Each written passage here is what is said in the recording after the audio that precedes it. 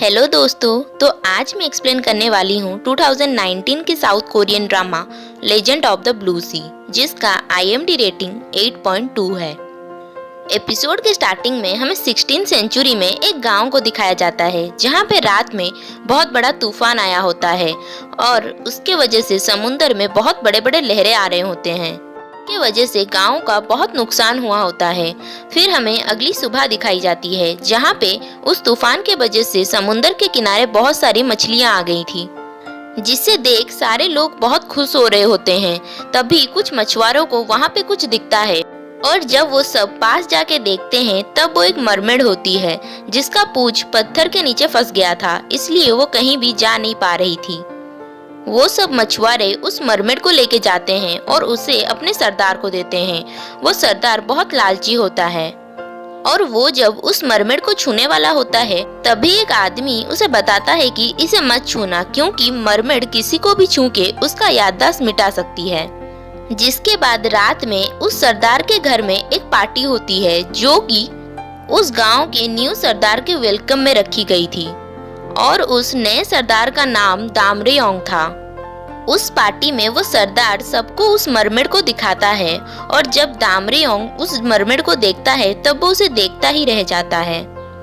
और जब वो सरदार दामरेओंग को बताता है कि वो उस मरमेड को मार के उसका तेल निकालेगा, जो कि बेस कीमती है, तब दामरेओंग उसे ब्लैकमेल करता है कि वो राजा साहब को बता देगा कि वो कैसे मछुआरों से डबल टैक्सेस लेता है और वो पैसे वो खुद ही रख लेता है, जिसके वजह से राजा उसे मौत की सजा देंगे। तब वो सरदार डर जाता है और वो बचने के लिए उसे वो मरमेड दे देता है। फिर दामरेओंग उस मरमेड को वापस से समुद्र में छोड़ देता है। इस तरह वो सरदार ठान लेता है कि वो उस मरमेड को वापस जरूर पकड़ेगा और दामरेओंग से बदला लेगा और उसे मार देगा। नेक्स्ट सीन में हमें 21st सेंचुरी दिखाया जाता है, जहाँ पे सेम दामरेओंग के शकल वाला एक लड़का होता है, जिसका नाम ह्योजुनजे होता है और वो एक ठग होता है। वो अपने साथियों के साथ मिलके अमीर लोगों को ठगता है। वो सब अपना हुलिया बदल के एक लॉयर के ऑफिस में जाते हैं और वहाँ पे जाके उसकी कुर्सी में बैठ जाते हैं। तभी वहाँ पे एक अमीर औरत आती है अपने बेटे के केस को लेके और वो लोग उसे भी अपने जाल में फंसा लेते हैं और उसे वादा करते हैं कि वो उसके बेटे को जल्दी ही जेल से निकाल देंगे, पर बदले में उससे बहुत सारे पैसे और फॉरेन ट्रिप की स्पॉन्सरशिप लेते हैं। फिर वो तीनों अपने अपने अलग ट्रिप में चले जाते हैं। जुंजे जब प्लेन में होता है तब उसे एयर होस्टेस बताती है कि यहाँ के समंदर में आखिरी बचे हुए मरमेड रहते हैं और ये बात सच है, जिस पे जुंजे भरोसा नहीं करता है और वो हंसने लगता है। और इस तरफ हमें उस समुंदर में मरमेड दिखाया जाता है और वहाँ एक मरमेड को एक ब्रेसलेट मिलता है और वो उसे पहन लेती है। जुंजे समुंदर के पास एक होटल में रुका होता है और उसी रात समंदर में तूफान आता है, जिसके वजह से वही मरमेड गलती से किनारे में आ जाती है और वो जब जमीन में आती है तब उसका पैर आ जाता है, जिससे देख वो बहुत शॉक हो जाती है और फिर वो उसी स्विमिंग पूल में तैरने लगती है और बाद में वहाँ जुंजे आता है, जिसे देख वो मरमेड वहाँ पे छुप जाती है। रूम में जुंजे कुछ अजीब आवाजें सुनता है और जब वो वहाँ जाके देखता है तब उसे वहाँ पे सारे खाने के सामान बिखरे पड़े हुए मिलते हैं और वो सारे रूम चेक करने लगता है। तब उसे वहाँ पे एक लड़की दिखती है, जो कि वही मरमेड थी और वो उसे मारने लगती है और जब उसे समुंदर दिखता है तब वो उसमें कूदने के लिए जाती है, पर वहाँ शीशा होता है, जिससे टकरा के वो बेहोश होकर गिर जाती है। तब जुंजे उसे बांध के पुलिस को कॉल करता है और उसका फोटो अपने फोन में क्लिक करता है। पुलिस आके उस मरमेड को चोर समझ के वहां से ले जाते हैं। के बाद जुंजे जब उन सब फोटो को देखता है तब उसे उसके हाथ का वही ब्रेसलेट दिखता है और वो उसे देख के थोड़ा शॉक हो जाता है। उसके बाद वो उन सब फोटो को अपने दोस्तों के पास भेजता है और बोलता है कि इस ब्रेसलेट के बारे में अगर कुछ भी पता चले तो मुझे जरूर बताना। इस तरफ मरमेड जब पुलिस स्टेशन जाती है तब वहाँ पे वो लोगों को देख के बहुत एक्साइटेड होती है और वो वहाँ पे पुलिस को परेशान करने लगती है और पुलिस जब उससे सवाल पूछते हैं तब वो उन्हें मारने लगती है।